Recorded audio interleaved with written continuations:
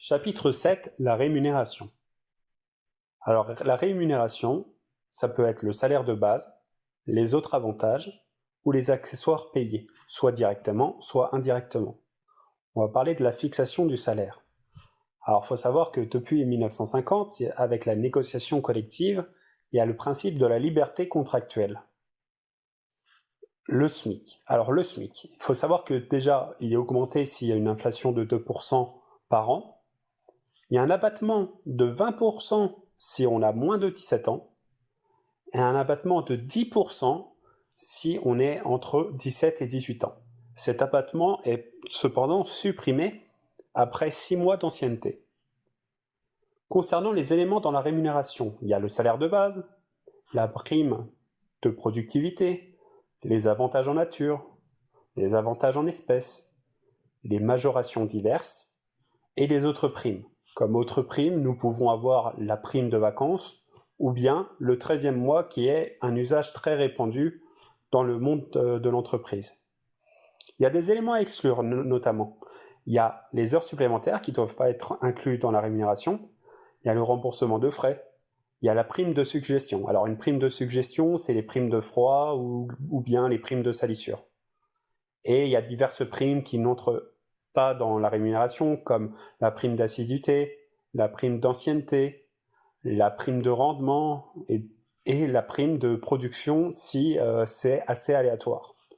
Et bien évidemment, l'intéressement et participation est à exclure également. Il y a deux grands principes à connaître dans tout ce qui est travail. C'est travail égal, salaire égal. Et le salaire égal, homme-femme. Ce sont des principes de non-discrimination. Donc, dans les éléments du salaire qu'on a vu juste avant, nous avons le salaire de base, qui peut être fixe ou variable. Il peut être payé au temps, ou au rendement, ou en fonction du CA, notamment quand on parle des commerçants. Alors, il y a aussi dans le salaire tout ce qui est accessoire, c'est-à-dire tout ce qui est les primes ou les gratifications. Et il y a aussi des avantages, en nature ou en espèces. Par exemple, la voiture de fonction. Et ça doit apparaître dans la fiche de paye. Parce que tout simplement, il y aura les cotisations sociales qui seront incluses avec ces avantages.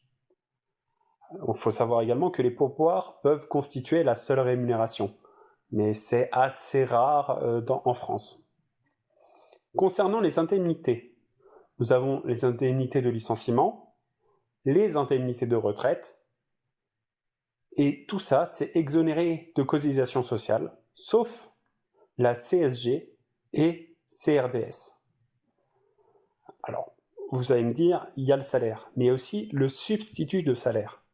Il y a les IJSS, quand on est malade, il y a les indemnités de congés payés, et les congés individuels de formation.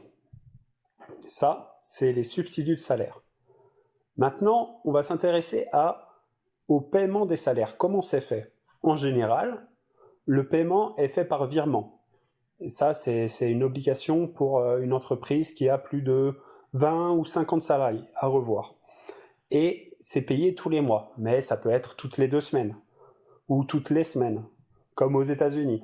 Mais ça, le plus fréquent en général, c'est tous les mois. Il y a aussi les VRP. Donc ça veut dire que les VRP, c'est des bulletins qui sont transmis soit par voie papier, soit par voie numérique. Et en fait, tu es payé une fois tous les 3 mois. Les VRP, c'est tout ce qui est commerce. Le bulletin de salaire, les bulletins de salaire doivent être gardés jusqu'à la retraite pour le salarié. L'employeur, lui, doit garder pendant 50 ans ou jusqu'aux 75 ans du salarié. Donc à peu près jusqu'à la retraite en soi. Concernant la protection du salarié, du salaire, il y a plusieurs garanties. Le salaire est garanti par exemple 6 mois s'il y a une procédure de sauvegarde via l'AGS. L'État garantit également un minimum, qui est le RSA. Et s'il y a un acompte qui est fait, le travail devra être effectué. On ne peut pas demander un acompte au début du mois si on vient juste de commencer.